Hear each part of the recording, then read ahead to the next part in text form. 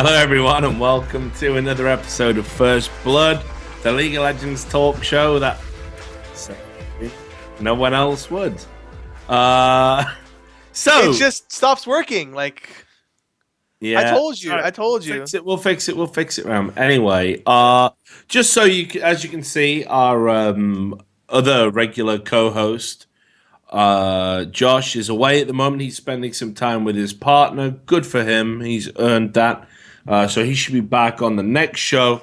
But we didn't have to look too far to find one of the great alumni from First Blood, people who have been involved in the show at its high points. And we brought Dignitas back. At one point, one of the most loved coaches in all of League of Legends. For about half a year. Yeah, now reduced to appearing on First Blood at this time.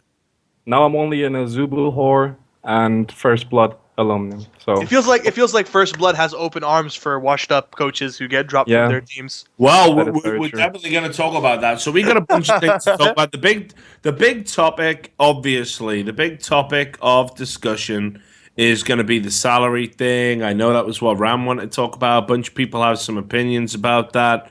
But let's get into your thing, Karl, because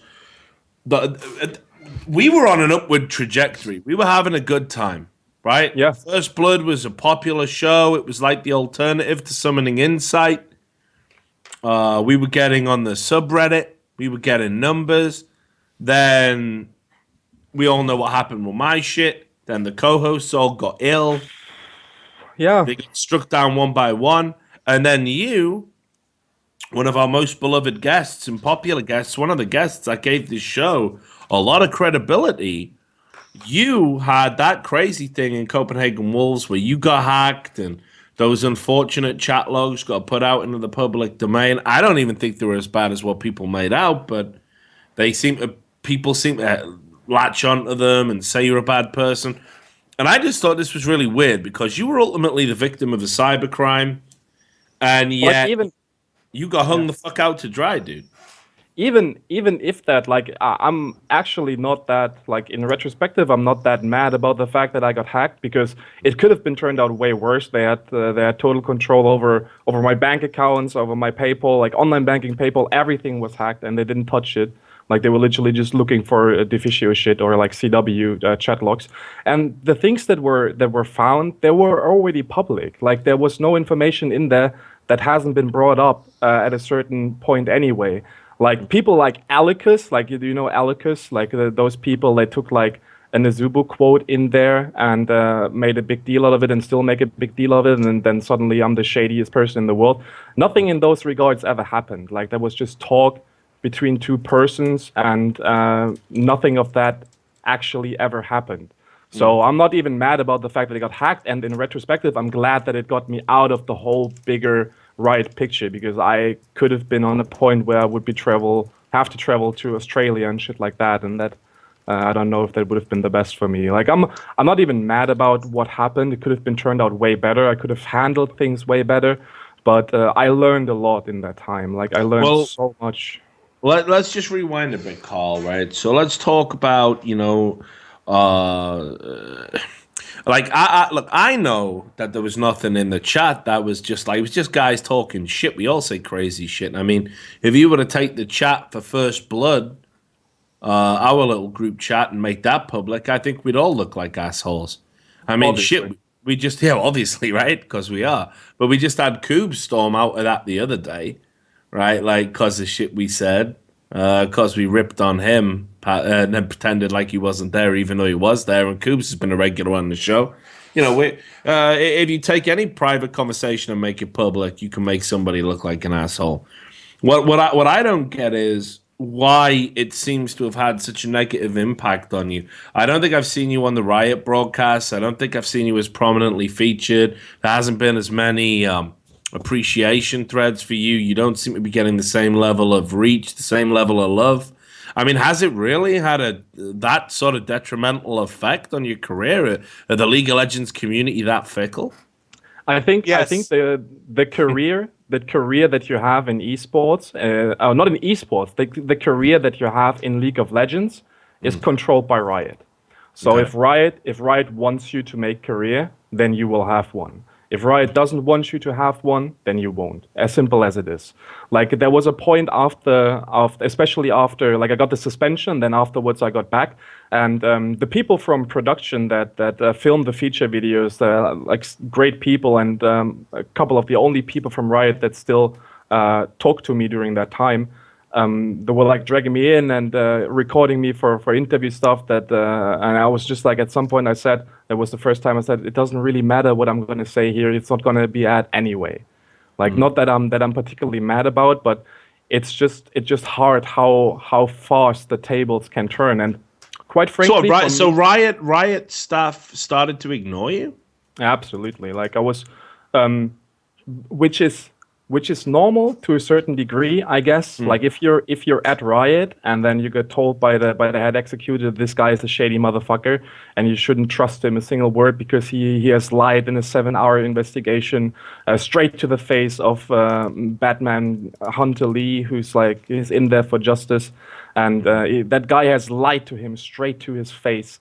So don't trust him. Don't do anything with him. What you gonna do as an employee? Like you're not gonna risk anything, and then you're just gonna straight up ignore him. And that's ultimately what I understand that. I'm not mad at the people that turned down the contact or that just straight up ignored me in the process. Like I'm not mad about that because that's just how the world works. That's business. And if you get told shit, then you better do it, or you are in a bad light after all.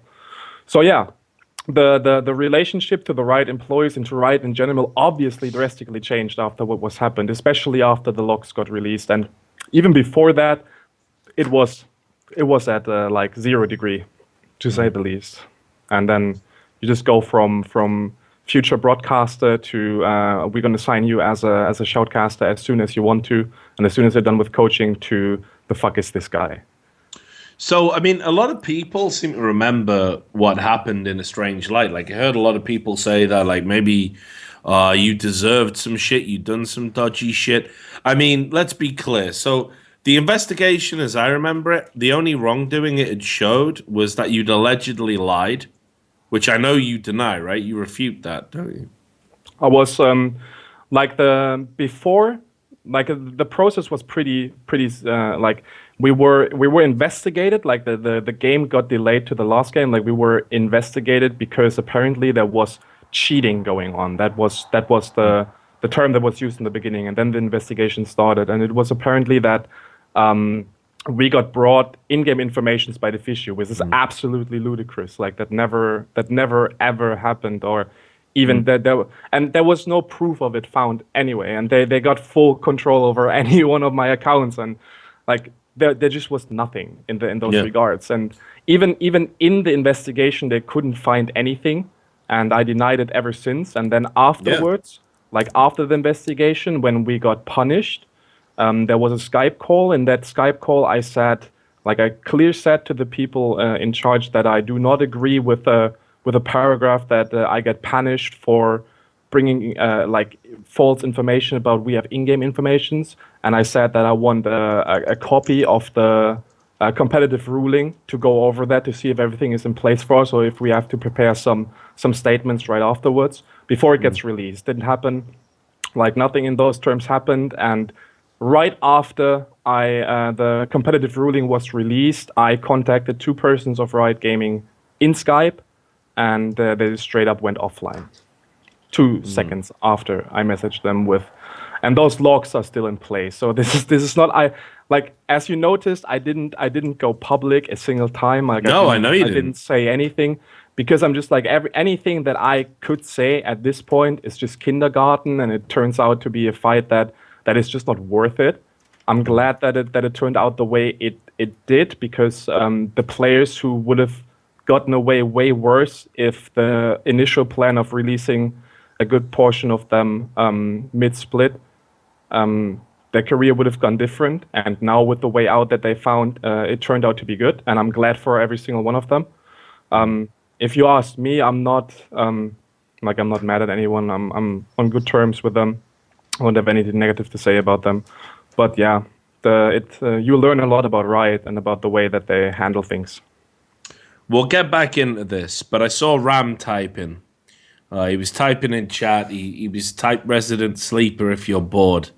So okay, Ram, let's liven it up a bit because we did have some topics and shit for today. But I understand after I waxed lyrical about what a great success you made of yourself and how you'd had a great time, and you know you were the one guy that was like booking the curse of First Blood. It appears you're no longer with Team Dignitas, right? Yep, that's true. I'm no longer head coach of the team. So this is a recent development, as in what, the last 24 hours? Okay, Like, so last day. Yeah. so I mean, what happened? Because when we last talked, man, you seemed so happy. You were working hard. We talked about how hard you were working. You had all of these. You know, you were telling me about your regimen and how you fucking worked, doing all this, reviewing demos and stuff. In fact, we had to structure the show around how busy you were. So, I mean, it wasn't like you weren't working. So what the fuck happened? Honestly, like, I can't get into too much detail because Odie's watching the show. And, Yeah, that's all right, though. But I mean, what? Are you still under some sort of NDA or something? No, I'm still part of Dignitas. I haven't left the organization. I'm just not. So coaching you're not the team anymore. coach of the league team. Yeah, I'm still part of Dignitas. So what do you do for Dignitas now then? Don't know. Kind of just like look pretty for the camera. Well, you have that got works. you are wearing a Tony Soprano vest under that hoodie, which I think. Yeah. Come on, you can show us, brother. We're all get him out. Get him out. Get him out. Get him White out. beater under the jacket. you There know. we go. No, but There it's he like is. So what? basi- So Audie still wants to work with you. I still want to work with Odie. All right. But the thing is, like, so basically, bottom line, both parties, meaning me and the management of the team and the team, it just felt like it would be the best option to have Raz be the head coach and Jesse the strategic coach, and me distance myself. I think it's just for the best going forward for both parties.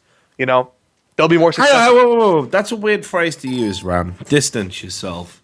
That's a weird phrase. Like, what did you do something wrong? Yeah, I drop kicked Kiwi Kid because he tried to steal from my pantry. Come on. No, Honestly, I didn't do Did anything you do wrong. something wrong? No, I didn't do anything wrong. I don't think anybody did anything wrong. I guess distance myself was the wrong phrase. It was just. That's all right, though. No, look, maybe it is, maybe it isn't. I'm just I curious. mean, as far as I'm concerned, with the conversation that we spoke together was, I mean, they didn't say I did anything wrong.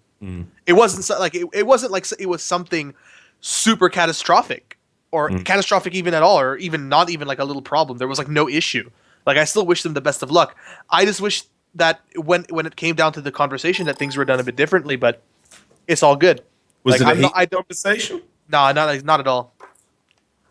No. After like 5 years, you get numb to a lot of stupid shit, a lot of the time, and I know I'm like I'm an emotional person, but You definitely are. I'm not. But that's why I like you. Yeah, I'm not upset anymore. Like Right. I'm not even upset at all because I know I always land on my feet, no matter what. I'm at a point in my life financially where I can pretty much do whatever the fuck I want for like the next 30 or 40 years without any problems. And I'm not under any stress. Like I feel I need to prove anything, but I still really do want to coach a team. And I still really want to work with Dignitas. So where does that put me? I'm just saying that I'm still receiving offers, and I'm also open to working with another team. And I have received other team offers. It's just deciding where can I go that will keep my best interests for the future at heart. Because in Dignitas, I definitely felt that I had a future in the organization, if that made sense. Yeah, I mean, well, I hope so. But I'm not worried. I mean, There he is. unless they get another League of Legends team, how's it gonna work? Has he gone? Yeah, he dropped out the call, man. Oh no! Did Sky Williams get to him? Nah, mate. There you I'm go. back. Oh, he's back. He's back. So Froggen fucked me, mate. That's all right. So, are you gonna? I mean, I think it's only fair that since I'm talking about being financially stable, I need to make my salary public. Like, okay. some Well, teams are calling for it. it's a great fucking segue. No, just bottom line. I'm good. Dignitas are going to be good. I don't hold any grudges. I love OD. I love working for the team, and we're just going to have to see what the future holds because I'm not worried, and I don't think anybody should be worried. Well, it's weird. It came out of left field. Karl, right? Here I am. Ram obviously is bound by his desire to still work with Odie, and Odie's in the chat, and Odie's a mean motherfucker. But me and you, we can speculate, right? Obviously, like we're gonna, like I think, and like hell, we even spelt your surname deliberately wrong, so you would be named after Ronnie and Reggie Krey, London's like, gangster twins. We agreed on that because, like, actually, like. Richard is like the equivalent of myself in the journalism scene, so we're both criminals and hated by Riot. So Absolutely. we can go ham here without any problems. So let's speculate about Ram shit. What do you think happened? I can't really tell any details of what happens because quite frankly, no one knows. Happens? I don't know what happened. Like at this point, I don't even think that Ram knows what happens. Like it's just that sounds about right. That sounds about right. No. I'm honest because the and I want to go back to what Soa said on Twitter, like that you can't judge coaches of what they're doing in the West, and you can't say that they're effective or that they're ineffective, because we simply don't know what's good and what's bad. So there are people out there who might influence the players to a certain degree that made them believe that a certain coach is good and another one is really bad. I don't say I'm a good coach because, quite frankly, I'm not, which is the reason why I'm not working as a coach anymore, and I will never do that in the future anymore. But I do believe that Ram has a very good sense of game knowledge, that he's good with people, and he's really good with young people. So I think that he's a fitting head coach, or that he's a fitting coach in the field of esports.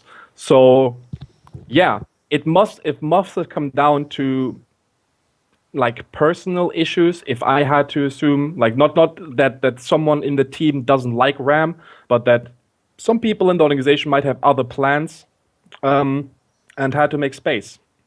And yeah, that's just what I would assume. I don't think it's because of the work that Ram did, because like we are in constant talks. Like I know what he does. I know what good of a brain he is when it comes to League of Legends. So I wouldn't assume that it's the coaching job or anything that he did. Like he has a couple of haters, like Wonder Kid, I guess, is like one of the biggest connoisseurs of his coaching. But I wouldn't buy that shit. Like I talked to a lot of players that he coached in the past, and I think he did a great job with everyone that he worked with. And yeah, it must be something that we don't know of, and quite frankly, that Ram doesn't know of right now. Okay. Oh, it's very kind of you, Karl. I thought you'd fucking go in there. If you'd been Coobs, you'd have really twisted the knife. He'd have thrown a couple of God bless you in there. Yeah. Back to how teammate was shit back in Complexity. True story. I think Nintendo is a bad jungler. I agree. I actually agree. I think everyone agrees. But yeah, so it's a weird fucking time for you guys. I mean, just before we move on and start talking about the news and stuff. So, I mean, Ram, you're saying you still want to work with Dignitas, you still want to be a coach, ideally. Not really sure how that works. Karl, what's on the horizon for you, man? Because I kind of feel like... Aren't you working with a Challenger EU team? Yeah. I might be working in the amateur scene right now. We're not Challenger series yet, but I'm signed with Huma, the team of Whirlip, Centaurin, Godbro, Holy Phoenix, and Kaz. Yeah, that's a good fucking team, man. It's a good fucking team. Like I put that one together, and then it ultimately got signed by an investor and owner, and then we kind of built the brand from the scratch, which means there is no foundation built at the moment. The name was created after the players were signed, and it's the business administration dream job for myself. Like as an MBA. I always wanted to. I don't want to work in the real world. I want to stay in esports, but I never would go back to going near to Riot, which means I have to step higher on the ladder and work a bit more in the back. And this is a perfect opportunity. Like I'm doing business development, and I'm in charge of marketing and branding and all those stuff, the fun stuff that you do in the back, and that helps develop the team. And yeah, that's just great. Okay, well, I mean, I don't know. It still seems fucked up that you've had to go kind of so far away from from where you were, you know? Being like It's the a- darling of the Riot broadcasts and, you know, sat there, you've got this repartee with Leviathan, and now you're in the amateur scene, and, you know, you seem to be, like I say, it's like day and night, man. It hasn't even been that long. It blows No, my it's mind how quickly things can half change. a fucking year. Like, it's not even like, but it's as you said, like you said it plenty of times. It's fucking esports. You're here the fucking day, gone the fucking morrow. Yeah. It's like you can always try to stay there. I could have signed with LCS teams, and I could have gone back to Riot Broadcast. It's not like everyone in Europe and North America is like, oh no, that's a shady motherfucker. Because quite frankly, the owners know that everything that has happened at the end of the day is business. So they don't have a grudge against me as the community did. So I didn't have any problems finding a job as a head coach or as someone on camera. But I just chose to not. Like, I don't want that. Like, I have my personal pride. I have some honor left in my almost 30-year-old body, and I decided that I do not want to work with Riot on any form. Like, I do not want to sign a contract that I receive money from Riot ever. Wow. I mean, you must be like the most principled motherfucker in League of Legends then. Because like Yeah, everyone else wants to take that money. Yeah, like I don't say that I'm not dependent on it, but I don't want it. Like if the condition to earn big in League of Legends is to sign with Riot and to be on stage, then that's not a condition I will ever sign. Like, I'm just too proud for that shit. Well, fuck you, man. I don't blame you. You know, I know how that investigation went. My sources told me that whole Deficio and you thing was handled really poorly. Just incidentally, and I promise we will move on beyond this point. Do we know what's even going on with Deficio? Because I mean, that was like a crazy situation. Like, I think Martin is fine. Yeah. But I mean, he had a job all lined up with Copenhagen Wolves, and then they were like, well, you can't ever take that job. I'm going to make you stay here. And Which was also a reason, like, that wasn't, like, everyone who knows Copenhagen Wolves knows that wasn't even 100% thing. It was just, well, it happened, you know? It happened that there were talks, and then it happened that I was brought into those talks, and then I was the one ultimately getting punished with that alongside Martin. But I don't think it would have been ever come to the point where Deficio would have actually signed with CW. Like, that's a big question mark for me. And everyone knows that, like, Martin is one of the premier casters in League of Legends. Like, his game knowledge is the best alongside Monte Cristo, from the Western casters, I would say. And yeah, he has a stable and secure future. well, I hope so, because Martin's a great guy, and I fucking hope so, yeah. yeah, and it definitely deserves it. And I agree with you, man. The allegations were just He's a very hardworking, very smart guy. yeah. Honestly, he definitely has, like, he's one of the few people that are on the Riot broadcast team who I could legitimately see actually help a team do well. Yeah. Which Yeah. says a lot considering the other people on the broadcast team when it comes to, like, color casting. So, like, he has a very bright future at him. Even if it's not just in League of Legends, like, he's so hardworking and knowledgeable about how to learn. That's actually, sorry, just I keep going back. Yeah. It's like one thing that's really good about Deficio is not that he's smart, but he's really good at learning something. Like, he's really good at learning, which I think people don't seem to understand well enough. Is that when he was a player, he didn't know, like, nearly half as much as he knows now. And the amount of work that he put in, the amount of VODs he reviewed, the amount of game knowledge he talks, we speak on a daily basis. I know that he keeps contact with other knowledgeable people in the scene so that he can get information and talk to them and bounce ideas off it. He's really good at picking up information and turning it into tangible information for people to hear. So I really do see he has a bright future, and these whole allegations were just it was so dumb for, honestly, like, Riot's best caster. Yeah, it was. Like, they didn't do themselves a favor because, like, the backlash that they hoped that would happen against Deficio did not happen.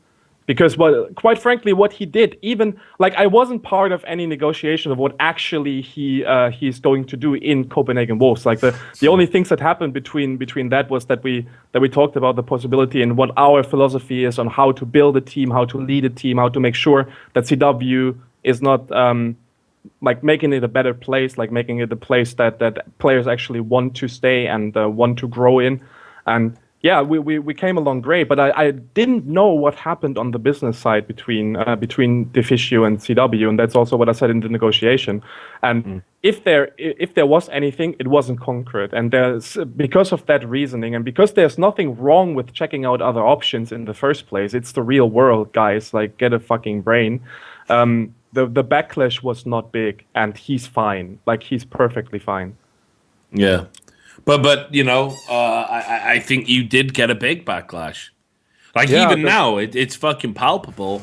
You know, there's people in the chat. I remember when we used to do our shows, man. Like, back when we were all popular, right? Before we went against the fucking Riot and Reddit machine. Wait, I was popular? When? Well, I mean, okay. What's funny is, okay, like, and definitely don't take this the wrong way, because you know I fucking love you. You are now the most popular person associated with this show. Right. That's sad. Actually, is really sad.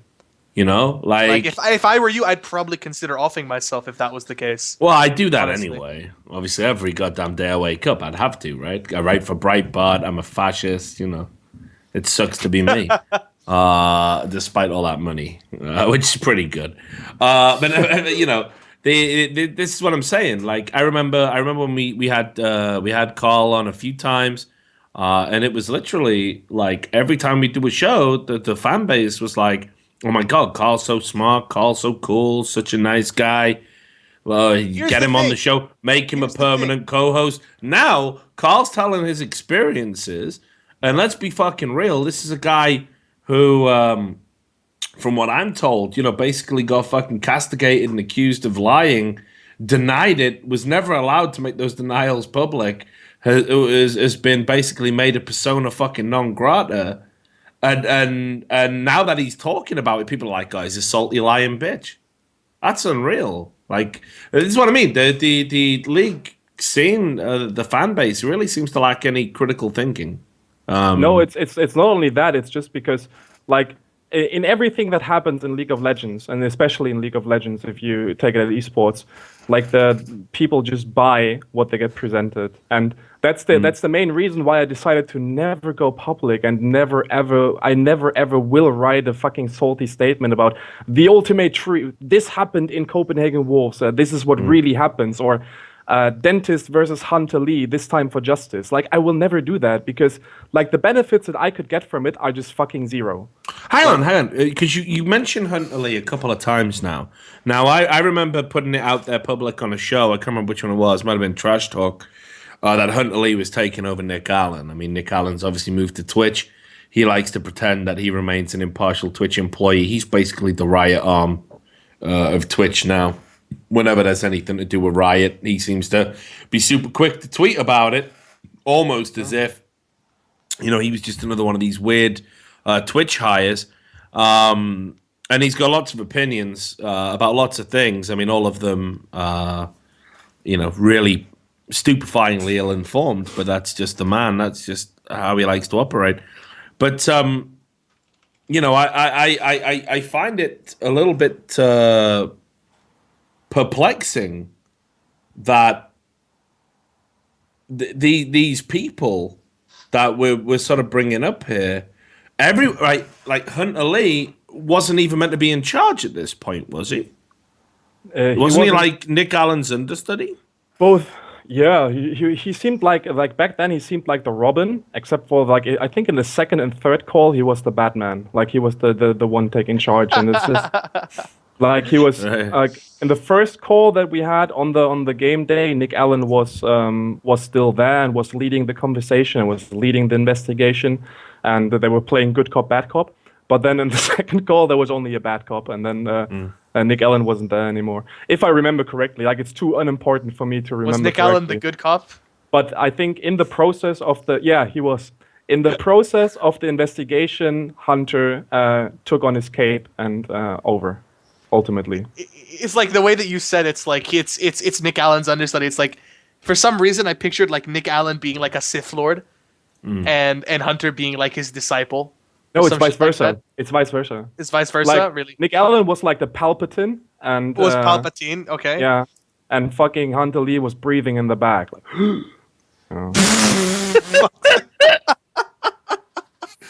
Jesus. Dude. Oh my god. That's unreal, man. Speaking of Star Wars, new Star Wars movie was pretty good. Solid fucking movie. I thought it was okay. It's all right. I'm gonna go on record and say it was okay. All right. It's all right. Saying it's Alright, no, okay no. isn't going on the record. Just to go on the record, I'm indifferent. Sound. What makes a man be so neutral? It's unreal, isn't it? But good on Ram. I like the way he's No, gone that. but let's move on because we've been talking about. Yeah. And Like, listen, this is what I wanna do. no, wait. Listen, and we all know Richard's full agenda is to just shit on Riot as much as possible. But you know, me and Dentist, we still have futures. Like we still have potential futures. So we'd like to keep those alive as much as we could. My future's real good. It just We still have a chance to good. make something of our lives and not end up as a 45-year-old Welsh reporter. I'm gonna fucking. Wait. Save Who our phone for a decade. strangles Dota 2 players at DreamHack. Yeah, I know. I should definitely, mate. For someone who hates Riot so much, why are you strangling Dota 2 players? I'd Let's picture burn you another strangling- bitch. I was This is where it went wrong. I was trying to hug him, and I was saying to him, like, I'm so glad that your game isn't legal. No, I don't even know. I mean, you have to understand. I mean, the whole strangling thing's bullshit. So Yeah. It's a fucking joke. it's very easy to demonize someone that's very open. Like I read the news and it literally took my breath away. I was so shocked. Brilliant. Dude, I'm gonna say like the only thing I'm gonna say that I've seen pictures of that guy, and if Richard would have choked the motherfucker out, that guy would have been choked out. He would have And no his neck. If Richard put his hand around his neck would have been broken. That's another thing. Like, yeah, but it's like that's the reason why you can affiliate so good, because like not everything that goes public is what ultimately happened, and not everything like there's like 60 to 70% will never go public, and it's good the way that it's never going public. And yeah, I mean, look, it happened on Swedish soil to a Swedish player who obviously plays Dota 2. One of the witnesses just so happened to be someone who knew him, who was the head admin for the Dream League, and the Alliance are technically a Twitch-owned team because of the GGA relationship. Far be it from me to say that esports politics got involved and the rough around the edges Richard Lewis was made a sacrificial lamb because people would be ready to believe that I just flipped out and choked somebody. But what's interesting is the one group of people that didn't believe that I went crazy and choked a man half to death was the police, who, according to a group of independent eyewitnesses, and also having interviewed the victim and assessed his wounds and interviewed me, determined within about 10 minutes that, yeah, this is all a bit silly. And they left without even detaining me or arresting me. So apparently we all know better than the police. But whatever. So Let's move on. All right. We've all... So armor up, Ram. So TLDR, I got fired. Dentist's a shady motherfucker, and you strangled Dota 2 players next. Yeah. Okay, so... This is the thing you wanted to talk about, Ram. And I know Carl's got some opinions about it, and I've had some opinions about it. I made a video about it. But from nowhere, this manufactured issue came up about how we should make player salaries public. And I'll say it's a manufactured issue because there are so many bigger issues in League of Legends. So many more important issues for player welfare. But a couple of... I disagree. I actually think that the biggest issue in League of Legends is right now the challenger scene and how players are not being treated fairly. And one of the things about the challenger scene is that they're not getting paid well. Definitely. And I feel like this is something that steps incredibly on it, because now that I'm interacting a bit with the EU challenger scene, since I'm back in EU for a little bit, I've found out that the salaries have actually become competitive. Like, they're at a level which I feel is acceptable. Well, I don't know if competitive is the right word I'd use. I think what's happened is we've got a bunch of salaries that are either really overinflated for market value, or you've got a bunch of people who are being paid dick. There's a difference between paying someone a fair salary and paying 100K for Golden Glue. Right. All right. One of them's a smart business decision. The other's paying 100K for Golden Glue. Yeah, no, but I agree with you. So I mean, let's get into this. Let's start with this. Let's start with the challenger scene. I mean, it's no fucking coincidence that Ember wanted to release their salaries first. They're massively overpaying everyone in their team. Yeah. Yes. Right? See, okay, so the problem with Ember, all right? The main problem with Ember isn't the fact that they're overpaying their players. Because they really are overpaying their players, okay? But that's not the problem. The problem is that they're very eager to release salaries for something that isn't fucking... What's the word I'm looking for? Sustainable. Oh, God. Sustainable. Yes, sorry. It's not sustainable. Where's the revenue coming from? They're coming in with huge investments. What is it? It's VC, right? It's not Turner. It's VC. They're coming in with VC funding, which is investments, and not sponsorship revenue like every other big organization, all right? Dignitas recently upped their salaries to a point which makes it competitive in NA, and that's all made sustainable, all right? We could release the salaries and we could have proper NALCS salaries. They're paying 100K for Challenger Series players, and they won't be able to sustain it for a year. What's going to happen is they're going to be able to pay this for a year and then sell their team. Kind of like Gravity happened, or Fusion, who overpaid their players, didn't make LCS, couldn't sustain it, they're gone. Is that what the challenger scene needs? The challenger scene doesn't need people throwing a shit ton of money in for 1 year and then having it all fall apart when the next year, when players are saying, well, I got paid 70K last year and I want a salary that's equal to that. Then you got teams who are going to be willing to put 70 fucking K into the challenger series for a player who isn't worth 70K when that's what they're used to. And if you can't sustain it, which is the number one problem for Challenger Series, by the way, is having sustainable job Of course security. it is. Of course it is. Because what people do, they get the venture capital or they get the money and they say, well, don't worry, we'll be in LCS in 3 months.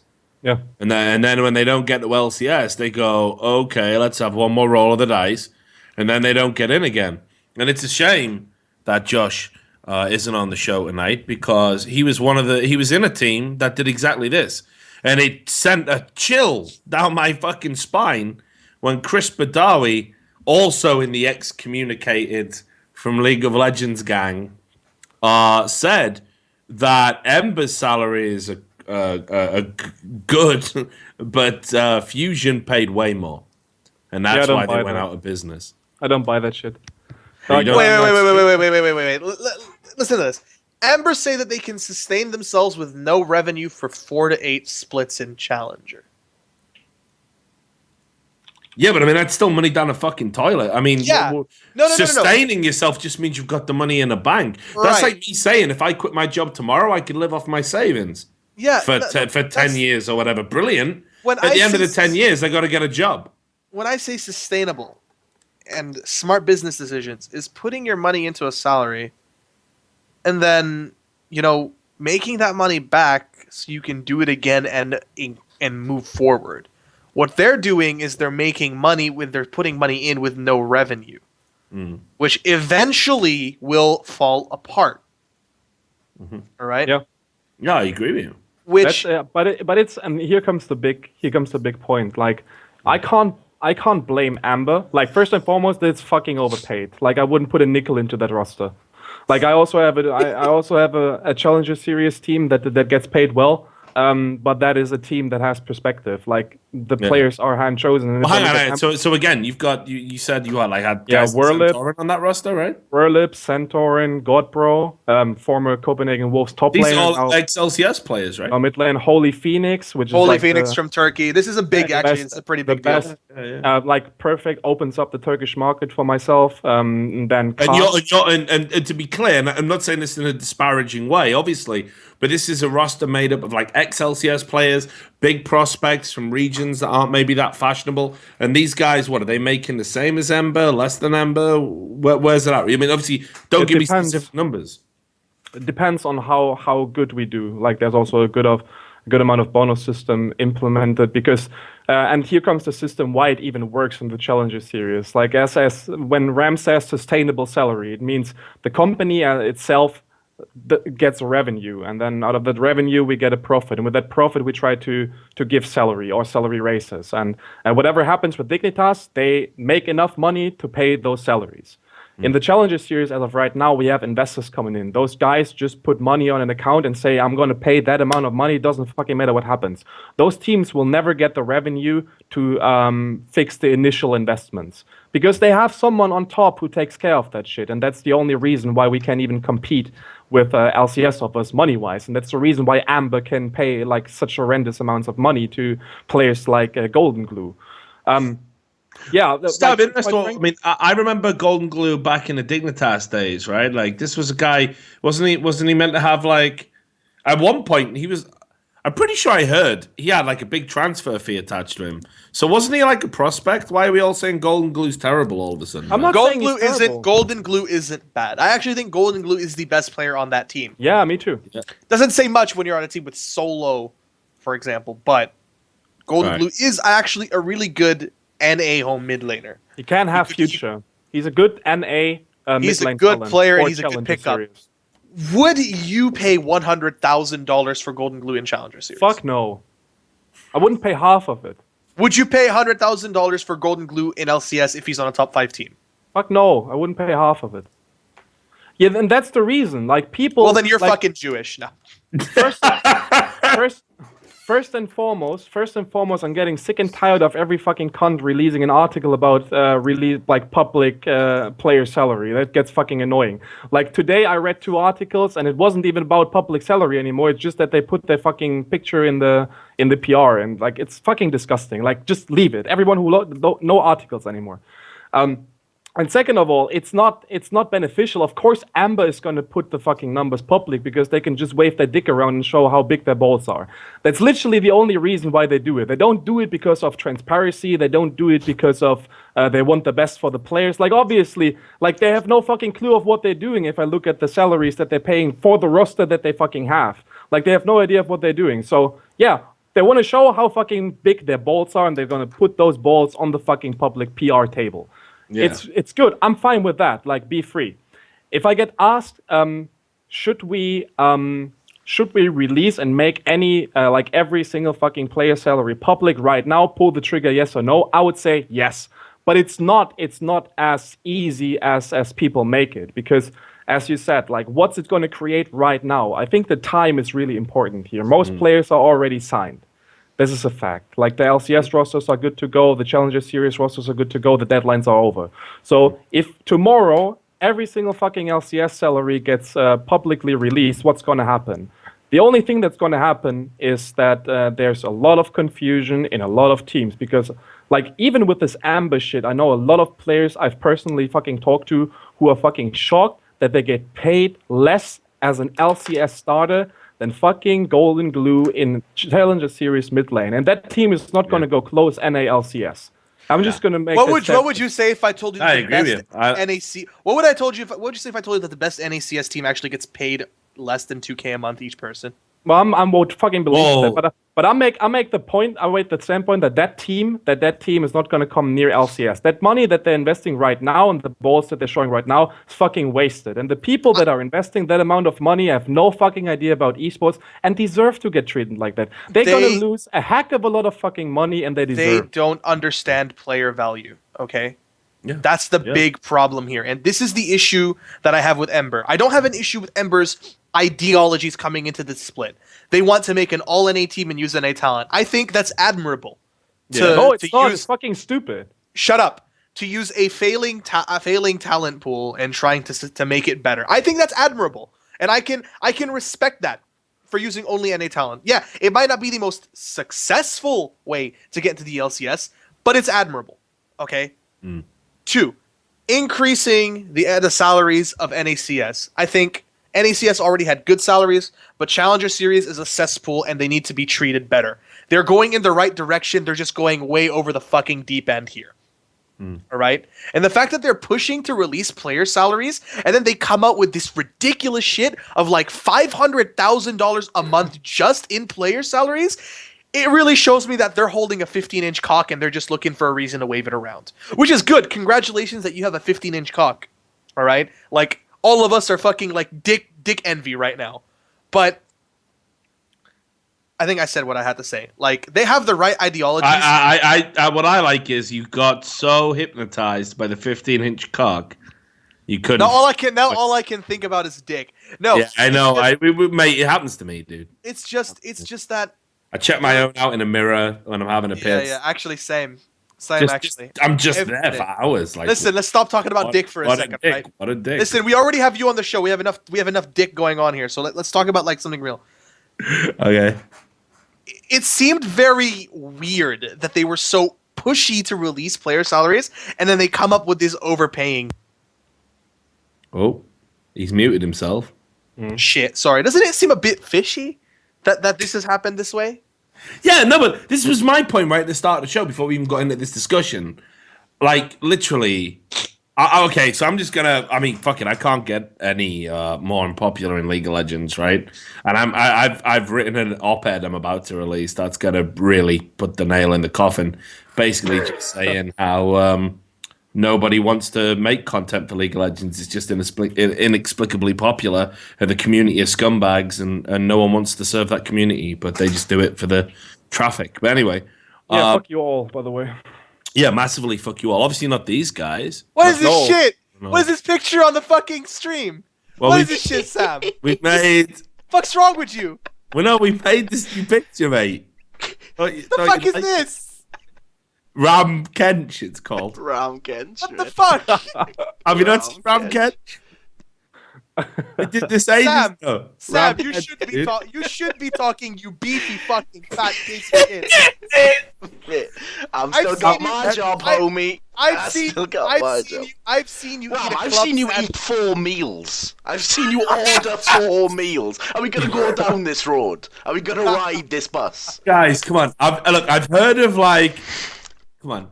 This guy, we go to a restaurant, he orders 4 meals. The woman thinks it's for the woman thinks it's for the table, and then he's just like, "What's everyone else having, lads?" Just like so. Fuck. Right. Let's look. Here's what we were doing. A thing. I was going to make a really good point there, and you fucked it for me, Sam. You're about to release an article. The League community is. No. It was after that. I was going to say. Oh, I'm going to say this because it couldn't be any more unpopular. So. There was a lot of people who were riding this sort of debate. Like, as soon as Travis put it out there, and I'm pretty sure, let's just put it this way, Travis doesn't operate under his own agency. Let's just put it that way. This is a guy who is like, you know, hey, what's that? You want me to do some interviews with Team Liquid? Okay, I'm happy to accept this holiday to Tahiti or fucking Hawaii or wherever they went and sit in a hot tub and do these interviews, and it's a free holiday and there's the content. Great, I had a good time. And then I'm going to try and talk about impartiality when it comes to wrecking Chris Badawi. What, so you take a free holiday from the organization that does the first interview that fucking says Chris Badawi broke all these rules? Okay, you're a good independent journalist, Travis. Anyway. That's what you do as an esports personality. Yeah, which is like, I'm a fucking idiot, right? Because I should just become a personality. Yeah, you're a fucking idiot. Like, you call yourself... idiot. You call yourself host and analyst and journalist and reporter and fuck all. You should just be a League of Legends personality, like I call myself from now on, and I can do and say whatever the fuck I want to. Unreal. My agent tells me the same shit, dog, all the time. Anyway, point is that I'm very suspect of any article or any video or anything Travis puts out, because I know 2 things about Travis. And one is that he's desperate to be seen as a credible journalist, but equally he'll never take any of the risks required to be a credible journalist. So knowing those 2 things, the idea he just suddenly decides out of the blue to record a video about how player salaries should be public, I'm dubious about that, massively dubious. But then what really pissed me off was the way that, like, as we're talking about here with, like, Ember and all that, everyone jumps on it. Everyone's like, yeah, player salaries.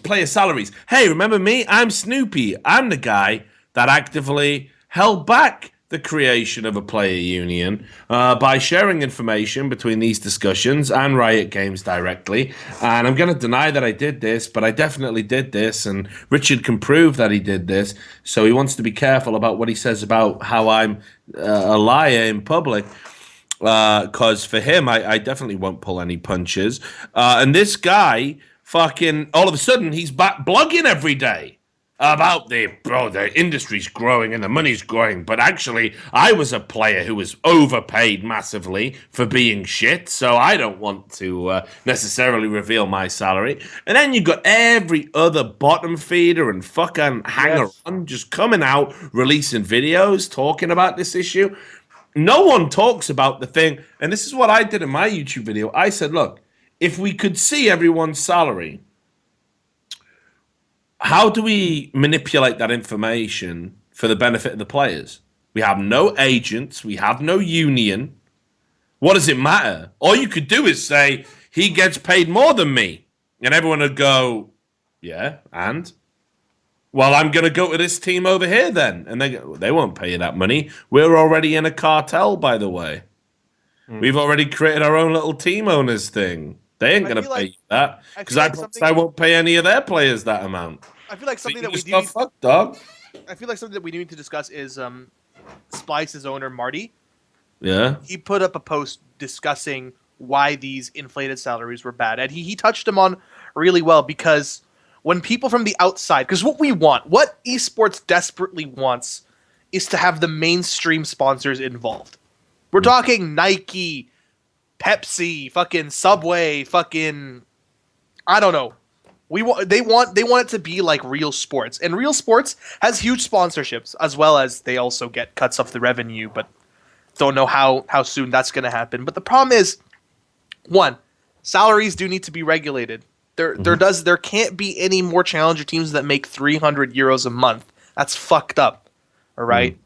Two, if you're putting this much money in, and the problem is that these teams are coming in with all this money looking to cash out, and when they fail, because they don't really know what they're doing, not only are they going to fuck shit up for the older organizations that know what they're doing, who make their salaries based off revenue, like Dignitas, like CLG, like TSM. They know what they're doing. Some teams are giving high salaries because they can afford to. But if it gets to the point that these teams fail, other sponsors are going to look in, wow, all this money was put in and they failed. We want to stay away from this.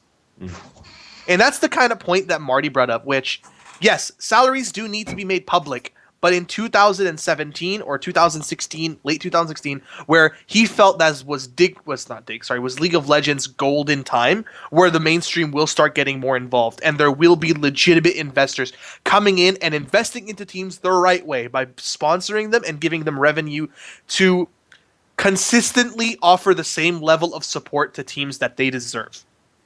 The magic word here is consistency, which is what happening right now. This is not consistency. This is just... Well, this is the other thing that no one's talking about. So just focusing on the challenger scene, I can't believe nobody brought this up as well. It just shows how disingenuous this whole thing about player salaries is, that no one's really talking about it. And I'm gonna drop this now. I've been holding on to this little fucking gem for a while.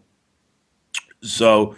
there's teams out there in Challenger that weren't even getting salaries. Yeah. Right? Like literally getting zero. The Lowland Lions. 500. Right. Lowland Lions in spring 2015 Challenger Series were not making salary.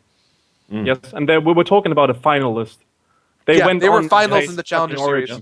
And the money that CW signed them for, I don't know if it was the same, but I heard a number. I wasn't involved in the signing, but I heard a number, and that number, I wouldn't get up in the morning for that.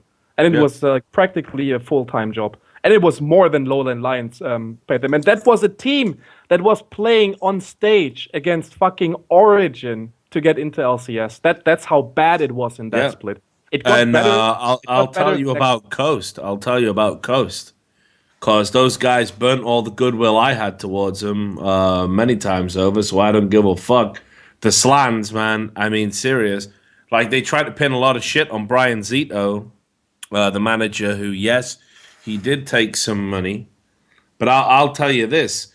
Those guys, because of the arrangement they had with the team that was house sharing with them, they actually fucking cut their food budget to the bone between two teams.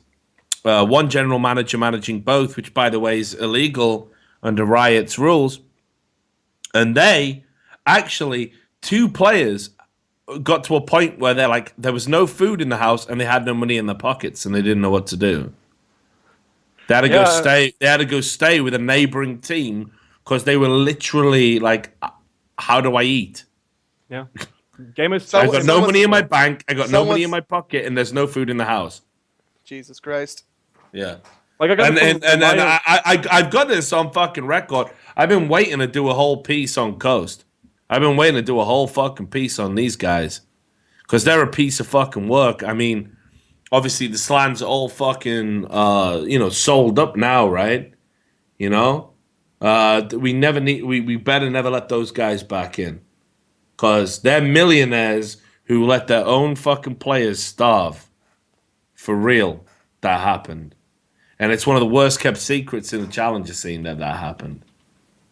Yeah, I agree. There are a lot of organizations out there, and this is like the one thing. Like as you said, like I heard that once, and this is a really crucial point because if we release player salaries like in a spreadsheet, which is so fucking easy, and we got like a LOL King stat sheet guy who's gonna take care of creating the spreadsheet. Thank you very much for that, motherfucker. You're needed. You're needed, especially in this topic. You're absolutely needed. That aside, we get no use of it because we have no agents. And even if agents would come into it, it's just not fucking worse for them, and it would be a conflict of interest because there are just not so many players to make an agent or like more than one agent really worth the time. So we couldn't actually use the numbers. Instead of, it would be useful for two things. The first thing is new players coming into this, and this was something I experienced firsthand. You take players from Challenger Series who don't have any competitive experience, and they get into talks with the people in charge who actually build the contracts. Those motherfuckers know for a fact that they have no fucking clue of what they can do and what their value is. Like we literally brought people in, good people, like Karl, someone who's on my team right now. For me, like one of the best supports in Europe, and he's going to show that this year, 100%. That guy comes in, has all idea in what situation we are, and then negotiates a contract where he gets nothing but LCS salary. This is something, in those cases, it would be good to have a player salaries public, because then those new guys coming in would have an idea of what they can want from the organization that they are negotiating with. Second point. Oh, sorry. I agree with that. You go for it. Yeah.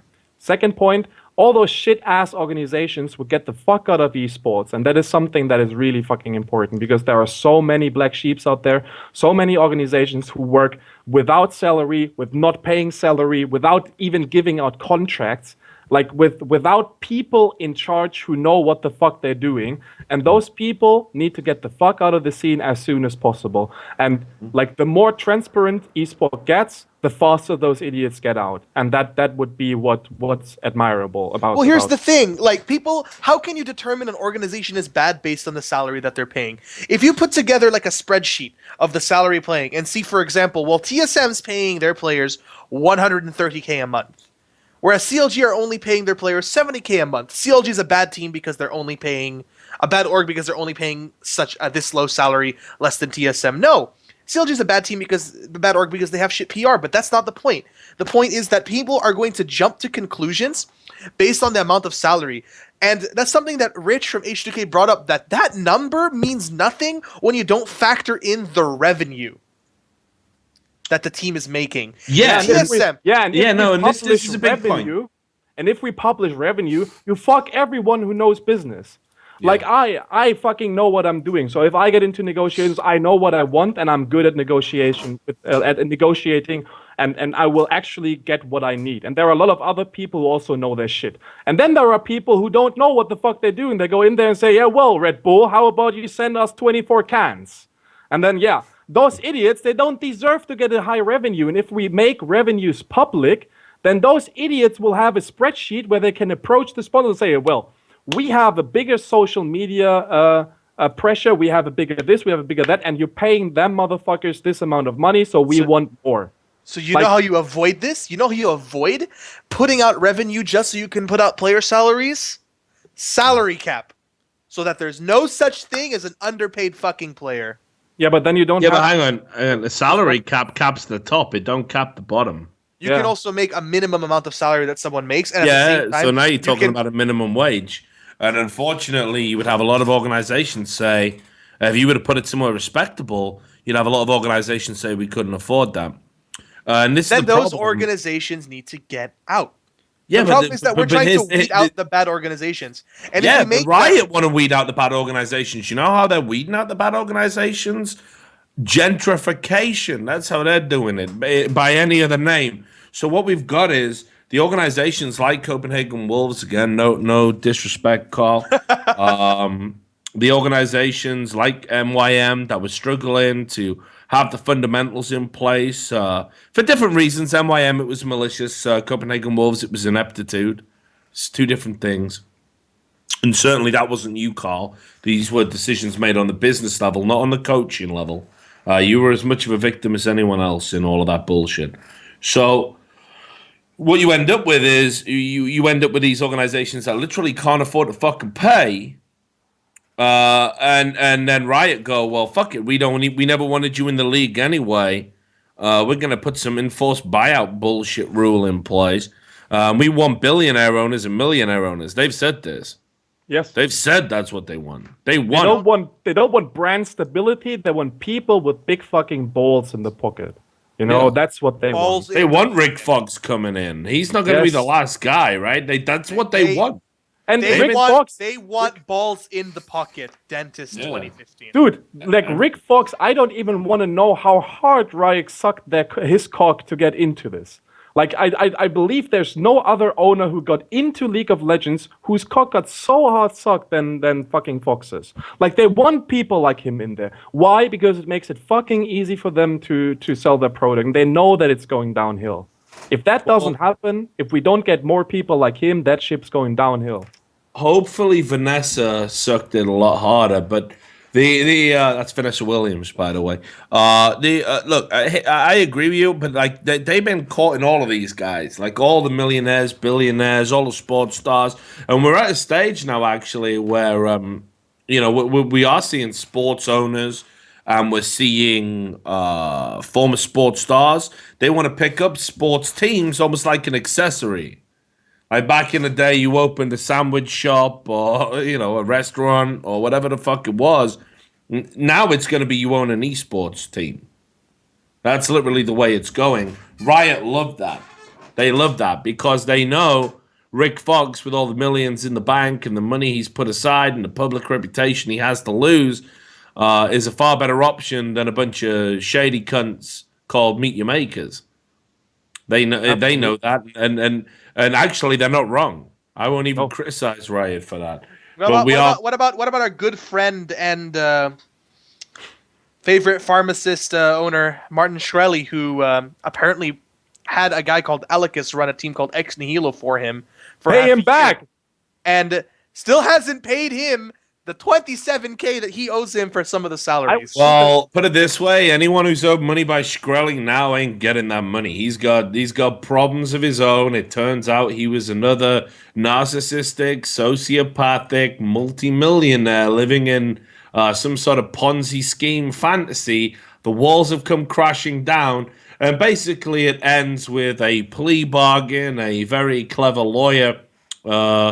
Who is gonna fucking make sure he gets off with minimal sentencing, but all the money is gone. The money is gone. And, my understanding was, I don't even think he owns Team Imagine anymore. I think that got sold off before the trouble. What is this fucking Photoshop? I think it's pretty good. Ram in the house. But it doesn't really matter because like ultimately we don't want rich people in there. We want qualified people in there. Like and I agree with you. Having a blank checkbook don't necessarily make you fucking qualified. No. As we've seen time and time again, actually, organizations that have had the access to the most money, they very often spend it in very unwise ways.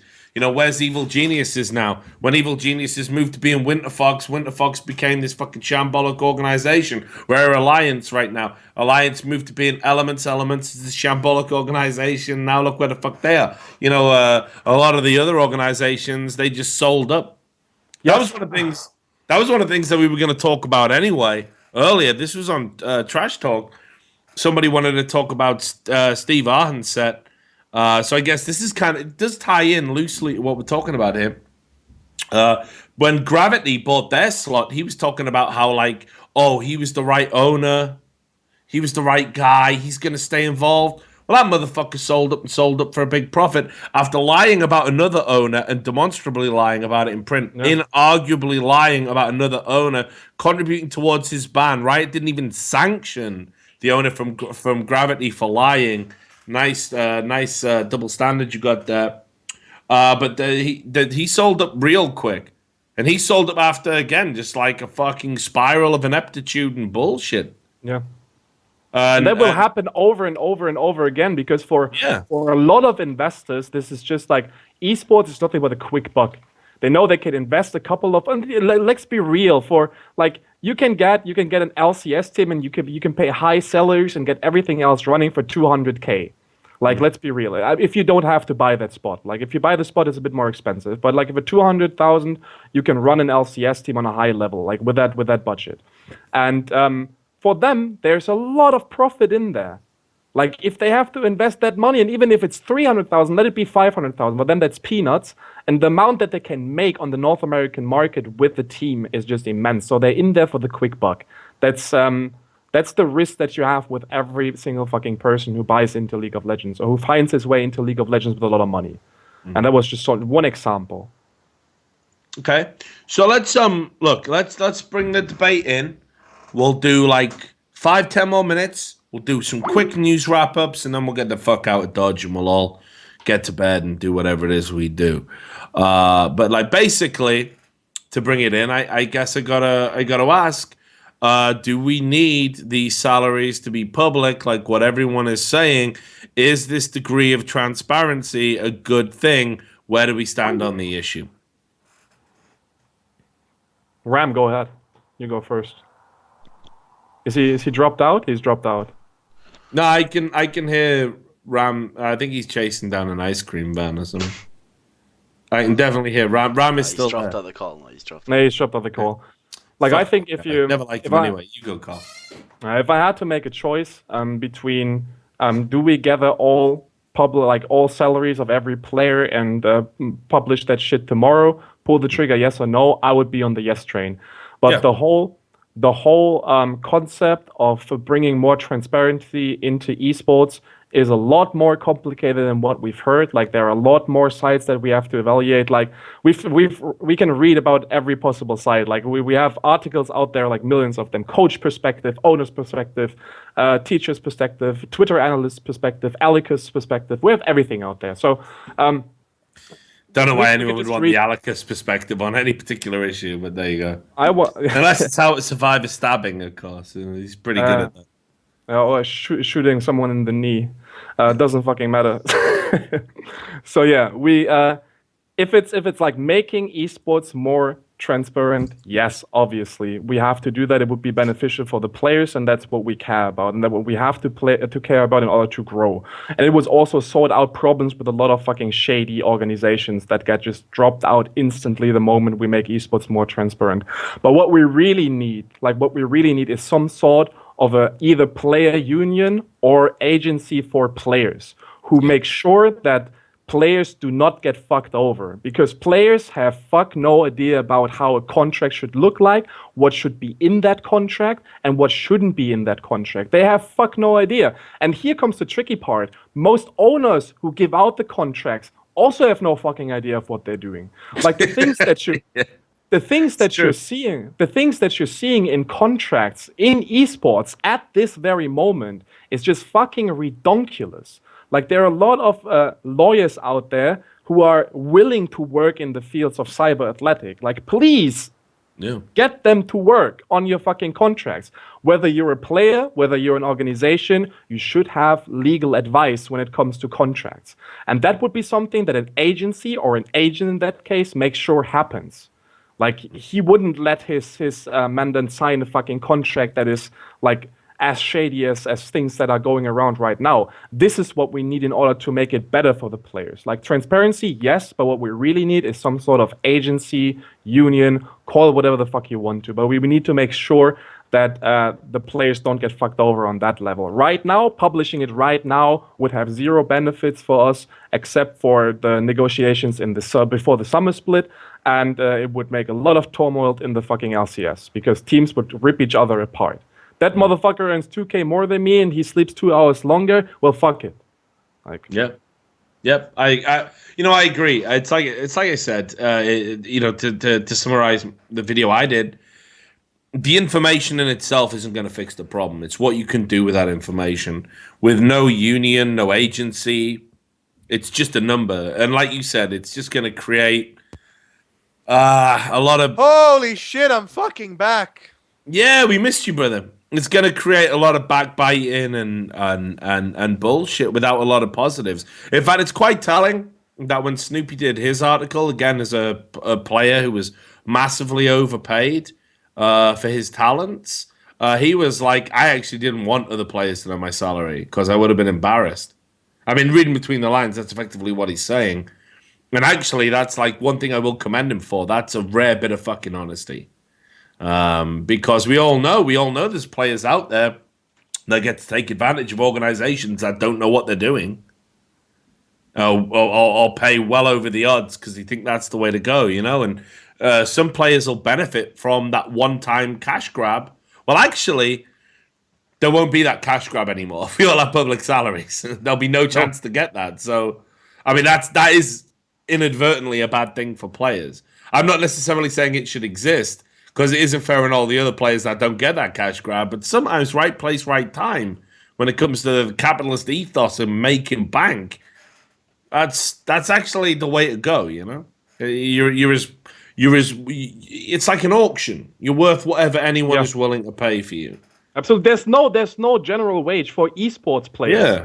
There is no, like, there's not like a national, you can't say, okay, in general, in esports professional gets paid 2,000 in North America. You can't fucking say that because there is no number out there, and there never will be. Like, you're worth what people are willing to pay for you, and we need people regulating that for the players, because most of the players have fuck all idea about what they're worth.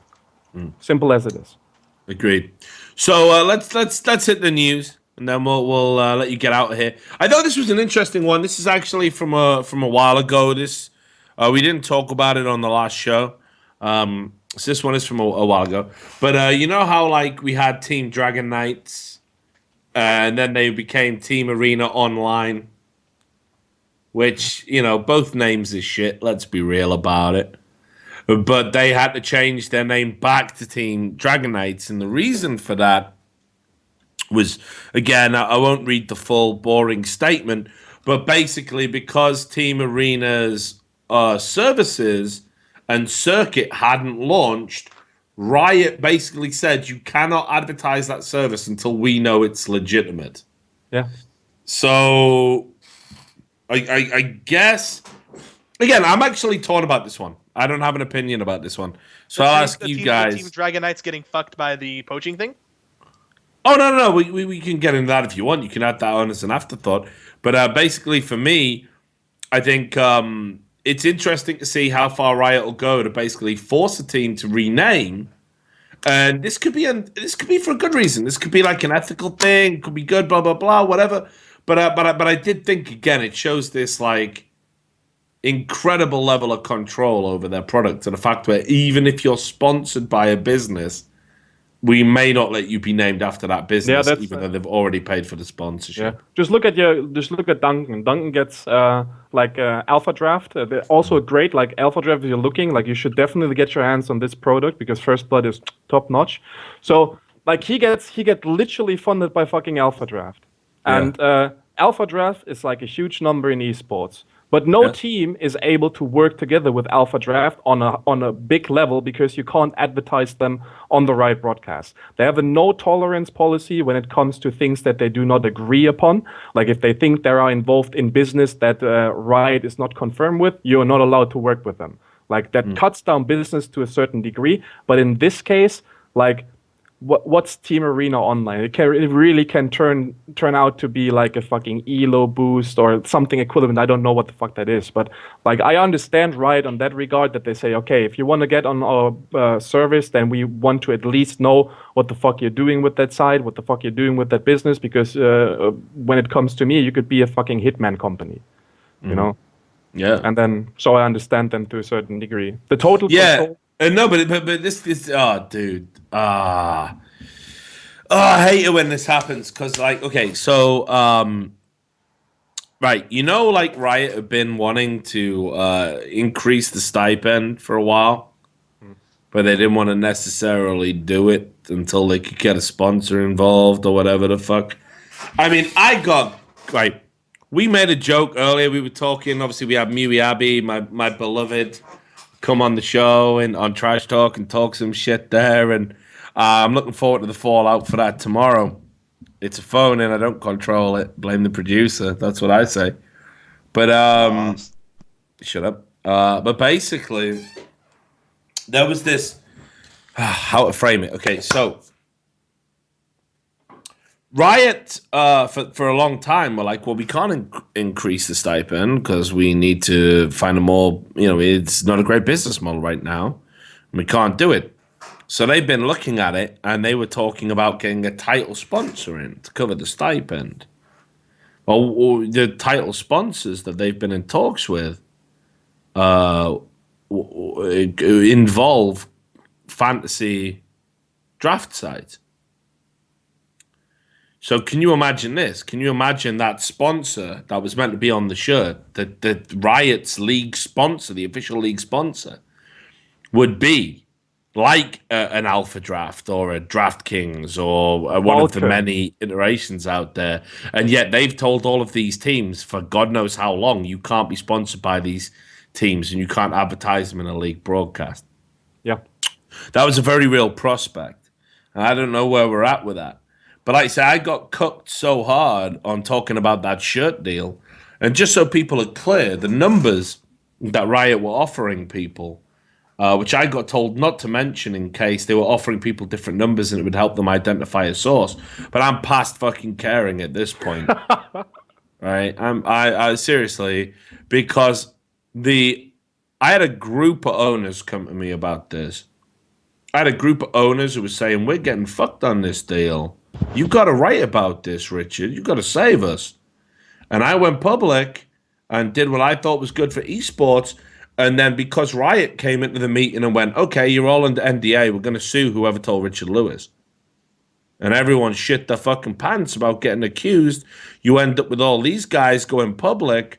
Like your Steve Arden said, serial, habitual fucking liar, Steve Arden said. Reginald voted most trustworthy motherfucker 2014. I mean, come the fuck on, right? So they went public and were going, Richard Lewis is lying. And I'm stuck in that fucking limbo again of being like, I could burn everyone to the ground right now, but it would burn everyone. And I like some of the people that make up everyone. So, okay, whatever. So the number was 35% they were offering. I want you to think about that for a second. Let that sink in. Okay, it's opt-in. Obviously, it's opt-in. It's got to be opt-in, right? Let's just put it on. It's your fucking. I can't believe they give that to everyone. Because it's your fucking logo, dog. It's got to be opt-in. It's your IP. Yeah, everyone's going, oh, well, it's opt-in, Richard. You missed the point. No, you're missing the point, motherfucker. It's your IP that Riot will sell to your fans, and they pay you 35% because they claim they got a better way of doing it than you. I mean, shit, fucking right? balls.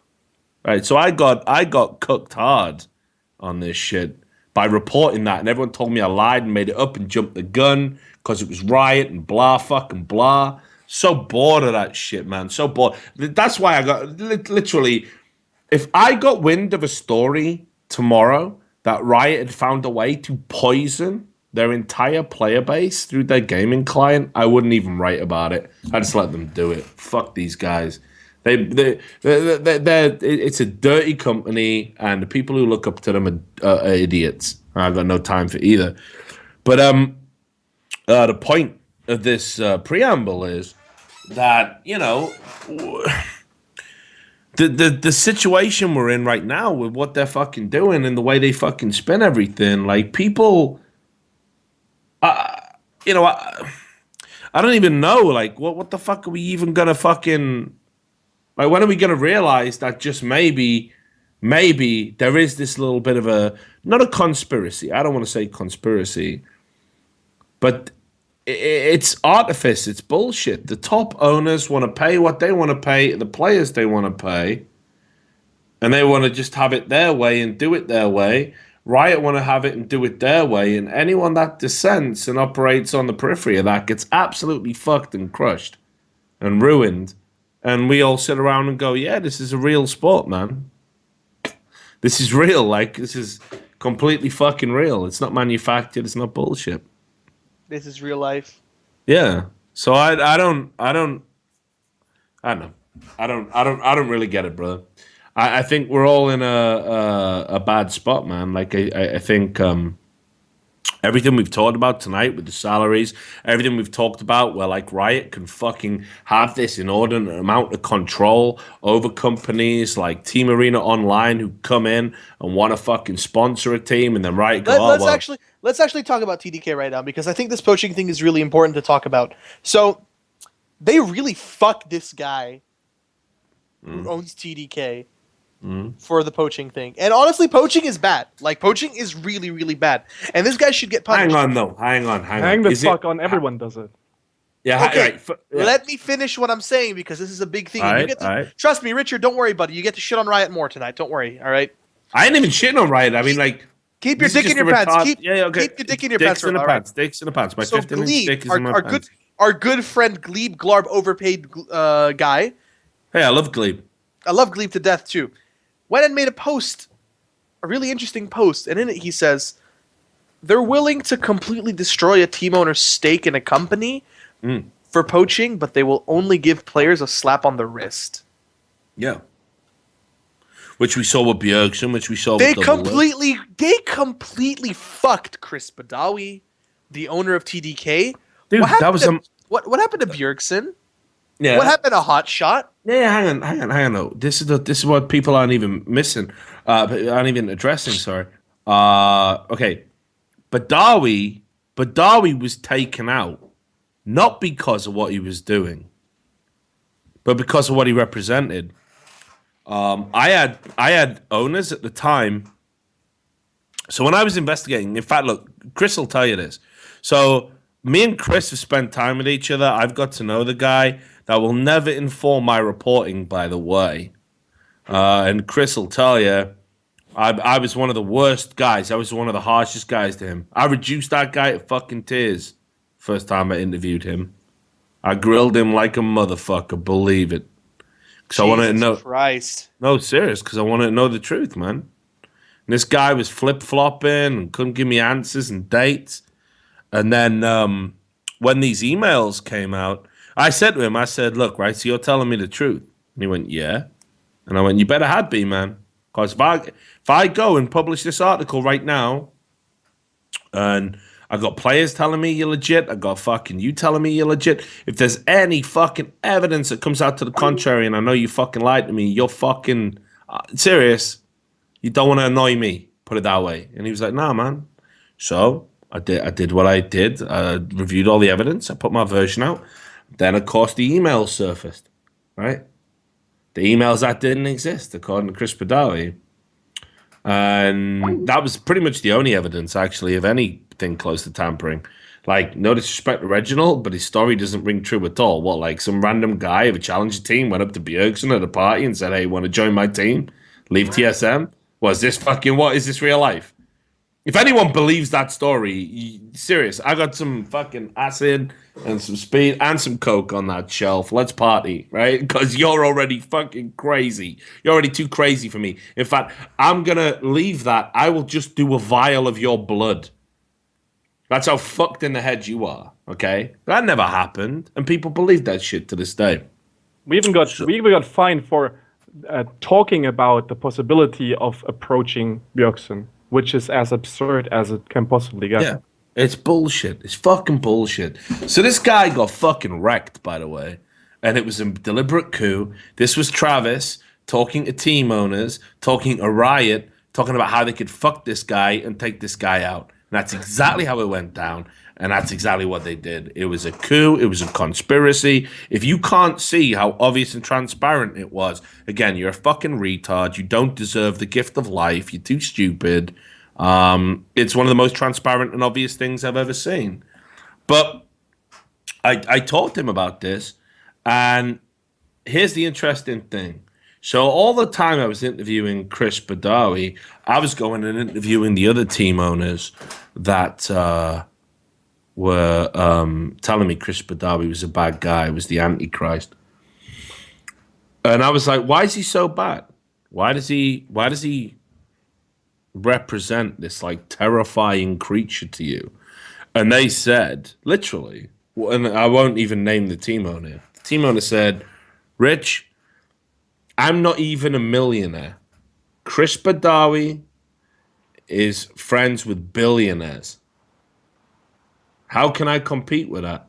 And now he wants to poach all my team, poach all my players. What are we going to do when the billionaires come a league? And that's what this was all about. The Badawi thing was literally, people thought he had a deal done with Shkreli or a deal done with the Sacramento Kings.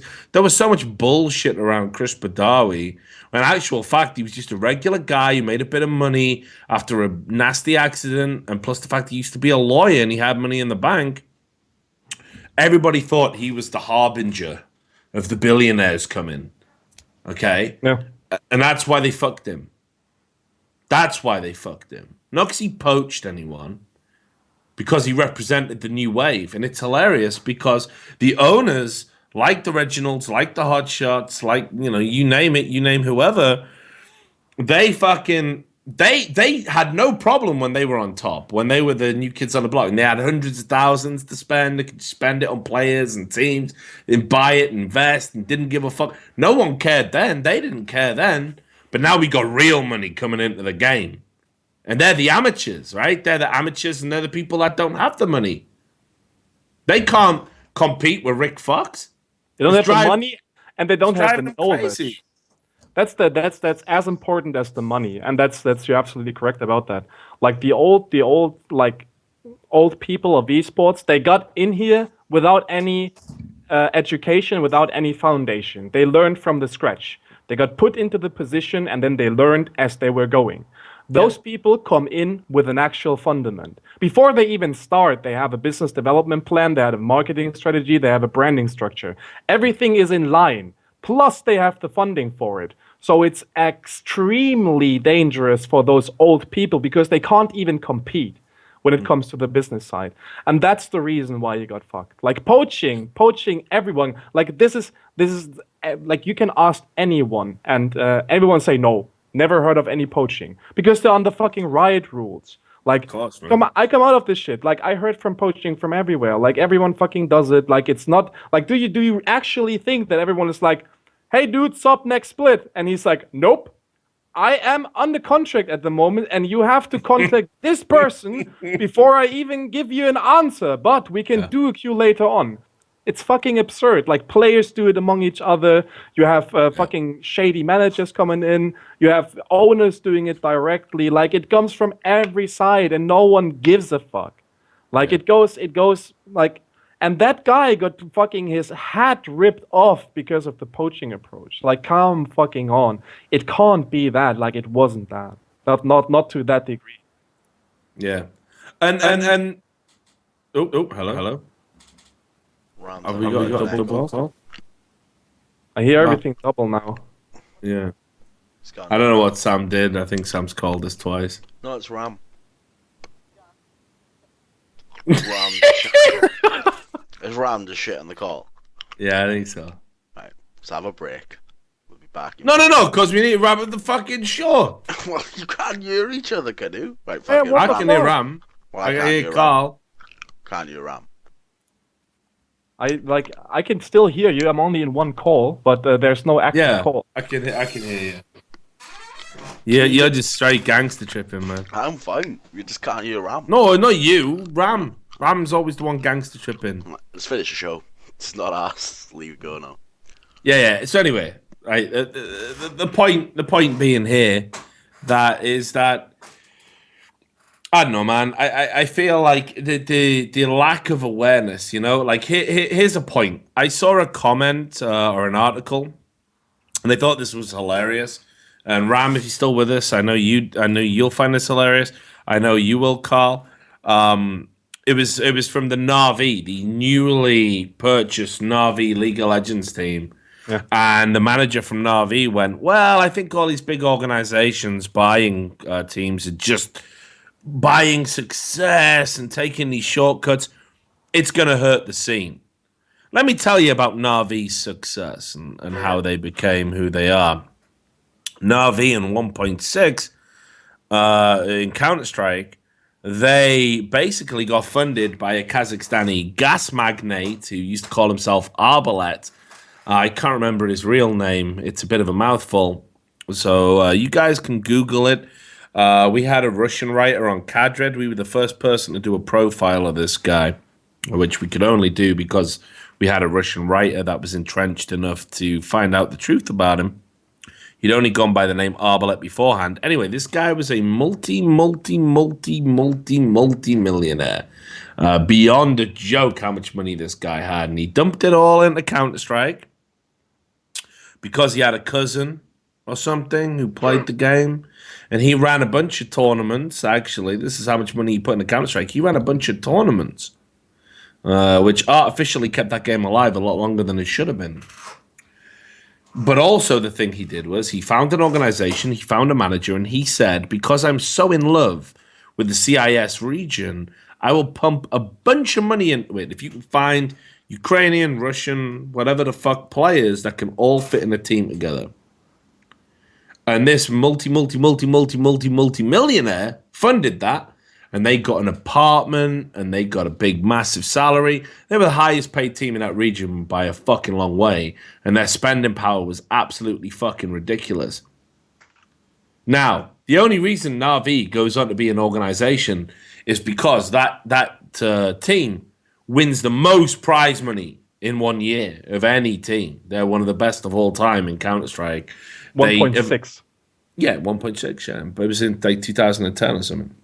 Yeah. And they set that prize money record. They grow. They changed their name to Navi from the Tuv Natus Vincer or whatever the fuck it was. Or it might have been the other way around. And this guy has basically built an organization funded on not even venture capital, just a gimme from this guy. And here we are, this same organization now is crying about how these like real people with real money are coming into the scene and saying, oh, it might upset the ecosystem. Didn't care when you were the beneficiaries. It's like Chelsea fans saying, man, we had a Russian oligarch buy our team, not an Emirati sheikh. I mean, that's a step too far. It's a joke. It's a joke to get upset about it. And yet people do. And I feel that's where we're at right now in League, man. I think we are seeing a changing of the guard. I think a lot of these guys, like from the older organizations, I think they'd be smart to sell now before they fade. Gambit is actually really smart. Like I'm not even kidding. Like what Gambit did this year, like the amount of money was a bit low that they got for the spot, but like in principle they are smart because right now I'm pretty sure that there are a lot of Challenger Series teams who get paid more. Like those players get paid more than European LCS players. And I mean, including the Riot money. That's just a fact. Like those organizations won't be able to compete in 1 or 2 years ahead because we have investors coming in. Those investors will bring business contacts, and those business contacts will ultimately lead to a bigger revenue for those teams. although they had the better funding in the first place. Professionals will win in the long run. And those guys who got there by mistake or by pure luck, they're good to go now, as long as they can still make money with it. Ram, Yes. 2 more news stories. And then we can get out of here. I know it's like, we've all had a long day. I've been doing shows since. It's like they get salty because they're not the ones involved, I guess, in a way. But he's not completely far off that the billionaires coming in, if they don't really have knowledge of it, kind of like we go back to the Ember thing, it can hurt the ecosystem a bit. Yeah, but I'd generally- rather a fucking multi-millionaire or a billionaire who's got enough money to put the mistakes right comes into the scene and fucks up a bunch of times, rather than Fucking an DJ Khaled. organization- Right. Yeah. Yeah. Right. Rather than an organization. Ride with me on the journey to more success. Yeah. Yeah. Fucking meet Jamaica's DJ Khaled. Like, come on. Like, I'd rather take the millionaire that pays Gleb Bandu fucking 100K a year. Yeah. Yeah. It's true though. No. He gave Gleb a reasonable salary. It's only 65K. Come on, don't be ridiculous. Yeah, it doesn't fucking matter. We loyal. We smart. Right, anyway. So, this is something that I guess will make a change to both of your lives. This is an interesting piece of news. It hasn't really been debated because of this salary issue. So, Riot have now said they're going to stop Challenger Series players from being LCS team substitutes. Which I kind of revealed this a little bit because they want to make them very two distinct leagues. They want to stop treating the Challenger Series as a feeder league. They want to make it like almost like the little league to the big league. You know, that's how they want to do things. Give them their own distinct identities. So, how do you guys, the Challenger Series coaches, think this new rule is going to be practically implemented? Absolutely nothing has changed. Just now, LCS teams will have an even harder time finding 2 random players to be their substitutes for the year. Which they now have to pay. Like, it's a rule. It's a rule. All it does is just bust the balls of the LCS teams a bit more.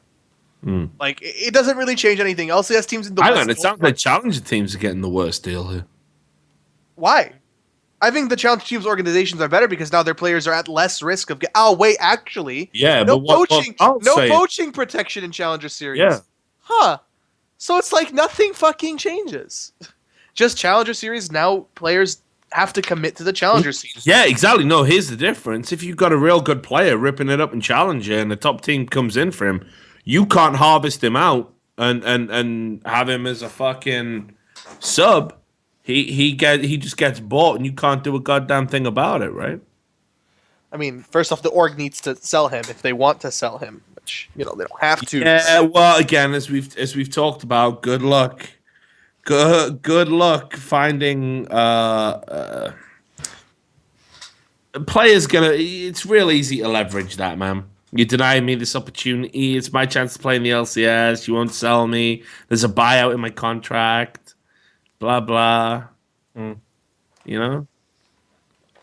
Yeah, absolutely. There's I just read in the chat from someone directly flaming more for the fact that substitutes should get salary in the first place. Well, yeah, in an ideal world, you have a second team in every team that gets fully paid and fully operated. That is not the case as of right now. There are a lot of teams who struggle with paying an adequate salary to their main roster. So I'm fucking honest. Like in CW, we like I didn't have money to hire any substitutes or to hire anyone that can be absolutely taken serious. So the substitutes where we handle, yeah, do you know someone who is Diamond 3? Yeah, I got a friend of mine. Yeah, I just bring him in. And that's how a lot of people do it. Like I didn't even know or spoke to the substitutes that CW had, which is obviously a mistake. Like I don't say that this principle, that system is good by any means. Like in an optimal world, in an ideal world, we would have the Korean system with substitutes who live with the team in the house and you're able to freely bring one in when necessary. But that's just not the truth as of right now. And now teams are forced to hire substitutes where they have to pay a salary. And I don't know. Like that whole rule just makes no sense to me because it doesn't say how much. Example of teams using substitutes properly, Origin. Example of people not using substitutes properly, Riot. Substitutes need to be a natural addition to the team, kind of like how Origin did it, where they run a 6-man roster. That is the best way to use a substitute. The way Riot are trying to force substitutes, it's find 2 random players, make them your subs, never speak to them again. Yeah. And now they say, find random players, put them in a subs, and pay them money. And I don't like. I didn't read too much into this, but do they have to pay? Like, is there like a minimum salary, or can they just say is like getting paid? Like, you get a sandwich and €10 a month. Like, is that getting paid in the eyes of Riot? I don't know. Any one of you know?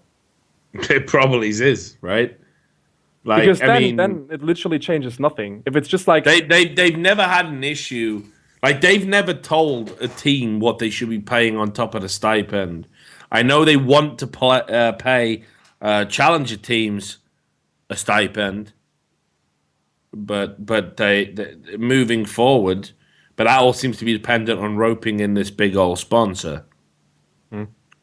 So I don't know, man. I don't know how that one pans out. Bottom line is, I know they've let Challenger Series be an absolute sewer ever since it was formed, yes. Without even so much blinking a fucking eye. So, they've got a lot of atonement to make up for. All of the horror stories about League of Legends that I never told, because it would damage players' opportunities to go into LCS. Obviously, they all come from Challenger. Like, a lot of players reached out to me to talk about what a shit time they were having in Challenger. And they were like, don't write about it, though. I just want to talk to someone. Meanwhile, I'm pretty sure Riot are like, yeah, we'll make it better. 3 years later, yeah, you still ain't getting shit, So, fuck those guys. Yeah. Definitely fuck them. Fuck them. And fuck what them. they let Challenger become, man. Challenger was meant to be like the Division 1, It's meant to be the league just below the big time. Like, being in Challenger should still be a success story, not a fucking tragedy where you live in some fucking terrible squalid house with damp and you share a room with 4 other people. If you live in a house in the first place, like right. Teams, and that is also still the case, that a lot of teams that are already qualified for Challenger Series right now won't have a proper professional environment. They just play from home and fuck around like they want to. Whereas some other teams who try to qualify for it and get thrown out of the system and get denied the chance to play in the Challenger Series have that proper setup already in line. So I don't know about the whole principle. If they want to make it more professional, then they should look into the organizations that are trying to get into fucking Challenger Series. This should happen a lot more.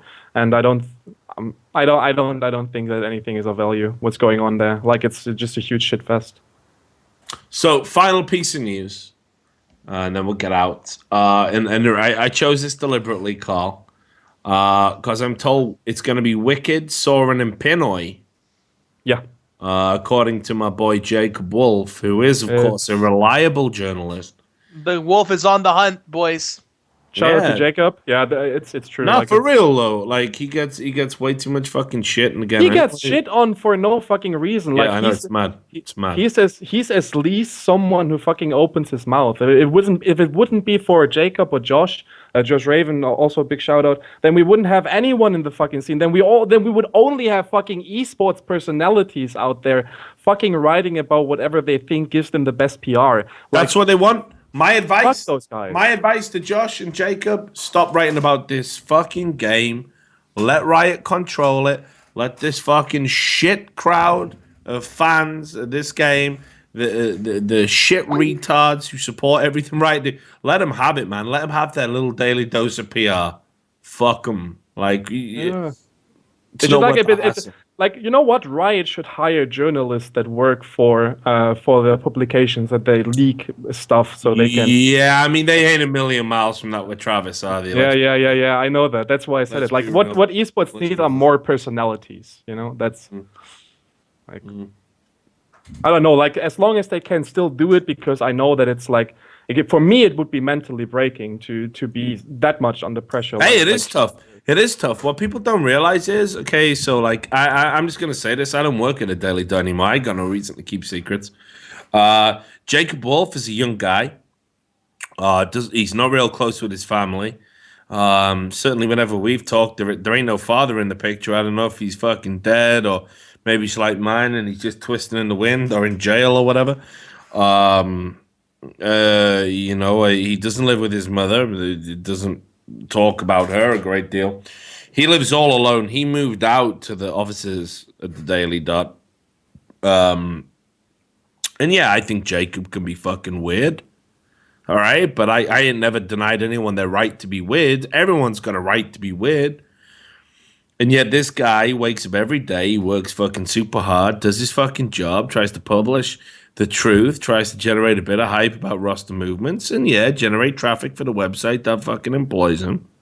Yeah. And everybody shits on him and says he's a liar, and that ain't true. He did That it ain't like true.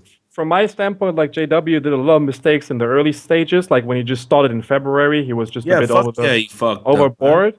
But everyone fucks up, like especially if you're that young. Like he's a good guy, and JW tries his fucking hardest. So give this man some fucking slack. Like the William stuff that Turton, he tries, exactly the same, right? Yeah. William Turton, remember? I mean, he quoted Ram Kent here. Quoted him in an article, and then Ram said he withdrew his right for the article, the quote to be used, and it was a misunderstanding. He did that at On Gamers. He got punished by On Gamers, I mean, publicly, because it was so pathetic, that publication, and what they wanted to do was just fucking make it, but just be popular with the League of Legends fucking assholes, because they're a huge mob. So they want to be popular with them. So they publicly halved his salary, publicly embarrassed him, publicly humiliated him. When all it would have took was to say, yeah, we think there's been a breach of ethics here or a breach of our standards, and we'll deal with it internally. And that's when I reached out to him. I got him to the Daily Dot. I looked after that guy. And the community constantly shat on him, constantly brought up that alleged misquote. Every time he tried to publish a story, they shat on him. Well, now he's left it. He's been doing reporting about technology and computer issues and hacking for 6 months. He's in the Times list for the most influential teenagers in 2015. take that, and that guy could write over our fucking community. You know, I'm just saying, or our game. He could have been writing about League. Right? And the While same, you all dropped to your knees to suck off that Harold Goldberg who came in and ripped you all off. Where is the fucking project? By the way, it's out, where I is the think. fucking shit? I think it's out. That's and the sad thing about this is that Josh Raven and JW are gonna end up the same fucking way unless they're like stronger than I expect any human being to be. Because like for every single fucking piece that they write, they get shit on. Like for almost every single one of them, and the appreciation is close to zero, except for people inside the scene who actually like appreciate the shit that they're doing. And like for me, it's just like another like. Be fucking happy with the Travises out there and the fucking hot top interviews with 19-year-old fucking Asian Twitter honeys that you get. Like fuck that shit. Like if you want that, then keep going, community, keep going. Well, they get what they deserve, man. I've said it. Society always gets the monsters it deserves. The league community is going to get the reporters it deserves. And trust me, I've seen the way they behave. They're all interested in just making a bunch of money and having popular interviews. It made me laugh to watch this horrible show where it's like Kelby May, Nick Allen, and Travis all basically just filleting each other. I don't even know what it's called. Probably something edgy like The Lone Gunman or whatever. I can't even remember. Yeah. And they're all doing this show, and they're all talking about how they could go into other games and how they'd be welcome and how they could conquer other scenes. They're so fucking deluded and drunk on the smell of their own farts. Well, good. They're in for a rude awakening. Only the League of Legends community is this fucking retarded, frankly. And, we were talking about Josh Raven. It'd be remiss of me not to give a shout out to... we're talking about Jake Wolf. It'd be remiss of me not to give a shout out to Josh Raven. Again, a young kid. I gave him his start. We went and did our first event together. Shit, I was on the phone to his fucking parents trying to convince him I wasn't a pedophile. When we went to All Stars together. I don't know how good a job I did, but I promise I didn't have sex with your son until he was legal. And we spent all this time together, and this guy breaks all these big stories as well, and people just treat him like shit. Oh, it's Daily Dot. He's a fucking Oh, Jesus, man. I can't even believe this fucking scene. You know, like... He got You a got- lot of slack because of the Expected shit, but if you have fucking Master Splinter giving you leaks that are just fucking over exaggerated, then well, Yeah. you can't do anything as journalist. Like sometimes you fuck up because of sources, sometimes you fuck up because of other reasons, but Right. there's no reason to ultimately burn them down to the ground because those are the people that produce the content that everyone fucking jerks over on Reddit. So It's about the batting average, right? It's about your batting average. Sorry, guys, I'm back. What did I miss? We're just rambling incoherently. So the last story we wanted to actually address, Ram, was Wicked, Saurin, and Pinoy in a new Copenhagen Wolves lineup. Yeah, I don't know. Sir Nukes-a-Lot has always been top 10 in Challenger. The guy looks okay. Trowan, I'm not convinced by. Pinoy, I'm not super convinced by. Soren and Wicked, I think will do okay in the Challenger Series. Full Danish lineup, and we all know how those end up. Those usually get to LCS, so not sure. But we'll see how that goes. I'm not sure what to expect from this lineup. Karl, do you think this is a fitting team to, follow in the legacy of great Copenhagen Wolves teams in the past? Because they've had some great teams and they've produced some great talent. Is this going to follow in those footsteps? I fucking hope so. Like apparently, a lot of things has changed after I quit CW in was it September? September was where I left, and I just couldn't bother working with that hole any longer. And after that, a lot has changed, and the roster looks fucking stable. Like it's a good lineup. It's full Danish. That's what you should focus on if you're called Copenhagen Wolves. Not the best for global branding or non-endemic sponsors, but that's not what you have to concentrate on if you're a Challenger Series team without any investor funding. So from a business side, they made everything right. And personally, I like the players. Like I don't know Sir Nukes a lot, and I don't know Tron personally. But Pinoy and Wicked, I wish all the best for. Like they're gonna perform. And Saurin, my boy, obviously, like I hope that guy rocks the Challenger Series and gets back to LCS. A lot of ways to get into LCS. Maybe we turn out to be competitors, but I'll love Saurin to death, and I wish him all the fucking best. Same, man. I think he's a good kid, and I think he's a good competitor. I think he's got a bright future. I like Saurin a lot because remember me and him ended up joining CW at the same time. So we were kind of like the two newcomers to that team. So I had a lot of really good experiences with him. I thought that he was quite talented. He's the realest guy you can find in esports when it comes to players. Like there's not a single bad word I can say about Saurin and never will. Like he's hardworking. He's trying his absolute fucking hardest, and he's a good fucking boy. Like I love him to death. Like honestly. Yeah. We in one scrim one time we were against Gamers 2, which had Ocelot in the mid lane. Our entire objective, I was playing Rengar, he was playing Fizz, was to constantly just keep killing Ocelot in the mid lane. At like some point he was 0-7, so yeah, no. Saurin, he seems like a very easygoing guy to work with. But I do think that he's good enough to do well in the Challenger Series. Oh, he should rip the Challenger Series apart. This is a guy that we were all calling. Well, I say we were all calling. That some people in the media called the mini Bjergsen, right? Yeah, you know, and like this. Reason. Like, yeah, exactly. This smart. guy's got talent. This kid's He's got smart. talent. He real smart. All right, Khaled. Yeah. All right, mate. CW came to here. It's like you smart. You loyal. No, but if you like, honestly, if you appreciate that. If he works on his champion pool, if like I said that like a year ago at fucking Summoning Insight and lost like a Lord bet for it, but I'm gonna say it again. Like if he works on his champion pool and gets like 3 to 5 champions going for himself on a top level, like on the highest level that he can perform, he's a top 3 mid laner in Europe. I go that far. Like he has the knowledge, he has the dedication, and he certainly has the talent. Yeah, that's all. Like he's gonna rip Challenger Series apart. I'm pretty sure, except for Huma, obviously. How many more teams are CW gonna get to the LCS? Another one. Another one, major key. Another one. I love it. Khaled reference. It's good.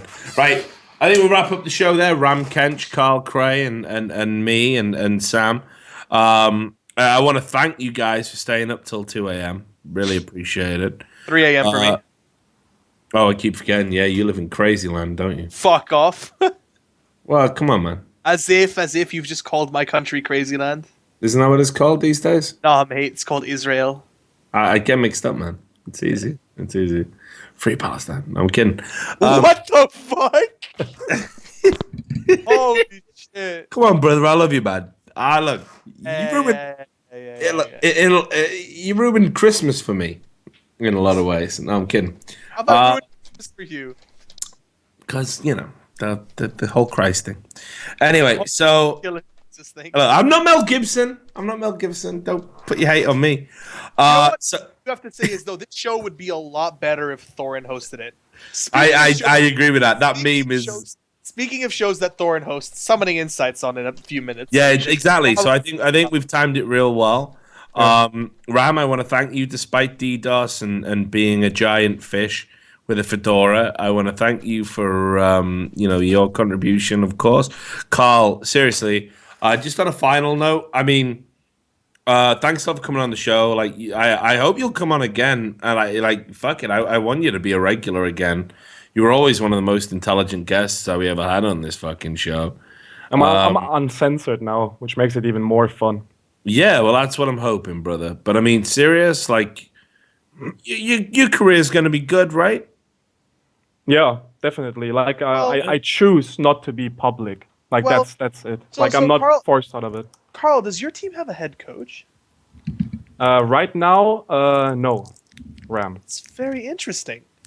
We should talk after this. Yeah. We should definitely consider talking. I would love it. I would love to make some sort of team first blood. We get Josh in as jungler. Fuck no. And then we wouldn't get. We get Coobs in as water boy. Oh my god, Josh coming in as jungler. Yeah, we're really seizing this opportunity, aren't we? If I get Josh as a jungler, I also want fucking. Richard, you're really strangling the life out of this team.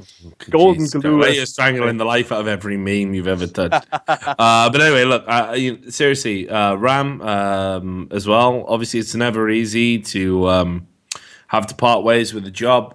I hope you're good because I do care about you. You're a good friend, and We'll be fine. I'm sure you will. I'm sure you will. I'll be fine. Sure you will. And if I don't talk to you before, obviously, Happy New Year. Love you. You too, Karl, man. Happy New Year. Love you. In German, what's that, like Das Neue Jahre or something? In German, it's called One Last Meme for Wonder Game. Thought so. So you have a good one, brother. It's great to get you back in the show. Sam, you still with us? Yep. Great use of memes. Great use of memes to get past Ram Kench's terrible camera. Richard, can we get everybody saying one last meme for Wonder Game just to end the show? All right, okay. One last meme for Wonder Game. One last meme for Wonder Game. Attaboy. I love you, All right. boys. Sam? What? Sam? One last meme for one again. Sorry. There we go. Okay, good. So thanks a lot for watching First Blood. Thanks a lot for being on First Blood, guys. To all the people out there in the chat, we'll be back real soon. I think we'll have Josh back. He was currently getting up to his... I was going to say something really gross there. He was currently having sex a lot with his girlfriend. And he's earned that. He's a good guy. He'll be back next week or whenever we do the show. Until then, hopefully this has been illuminating. We'll be back to talk about more League of Legends nonsense next time. Take care. Bye. Easy.